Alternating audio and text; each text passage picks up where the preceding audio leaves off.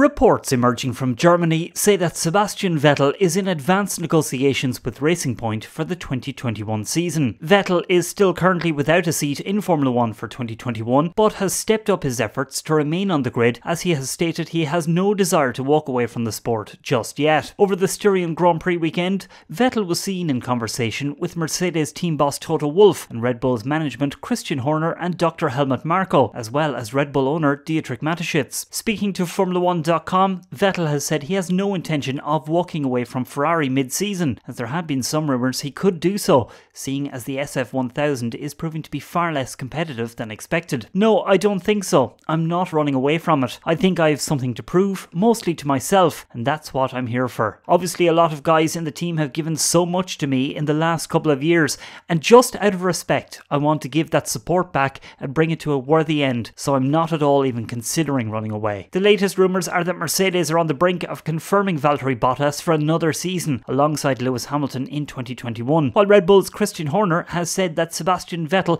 definitely will not be with their team next season. It's worth noting that Red Bull Racing don't typically decide on their drivers until quite late in the season, and there are suggestions that negotiations are going on in the background to bring Seb home to the team with which he won his 4 world titles. The latest and strongest rumour is that Vettel is off to join Racing Point. The team are set to rebrand as the Aston Martin Works factory team from 2021, although will continue with Mercedes power. Both Daimler and Toto Wolff have invested separately into Aston Martin Lagonda, along with Stroll's Racing Point consortium. Majority shareholder Lawrence Stroll is reportedly attempting to snaffle Merc team boss Toto Wolff away from Daimler, with Wolff's contract expiring at the end of this season. Both he and new Daimler CEO Ola Källenius have had to deny rumours of a rift between them since the Swedish businessman took over his role from Dieter Zech in mid-2019. Should Vettel join Aston Martin, it's expected to be in the place of Sergio Perez, despite the Mexican's 3-year deal that was supposed to take him to the end of 2022. This is due to Lance Stroll being the son of Lawrence, meaning him being kicked out of his seat is highly unlikely. Reports from German publication Bild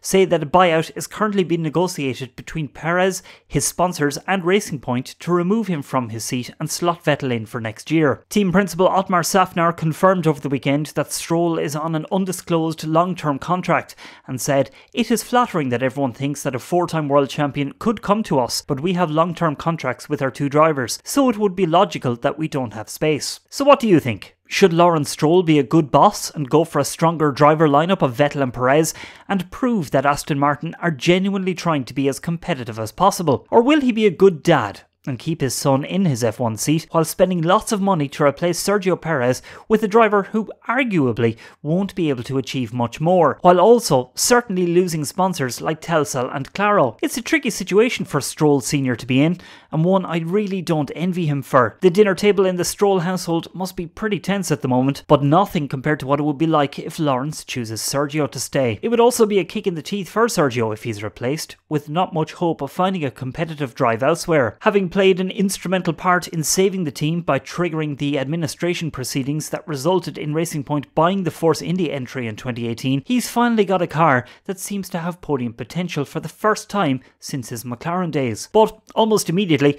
it appears they're trying to replace him. If it happens, I wouldn't be surprised to see him pop up at Haas to replace Roman Grosjean for 2021 and bring his extensive sponsorship portfolio with him. That's it from me for the moment. Don't forget to like and subscribe, and follow me on Twitter at Thomas Marr on F1.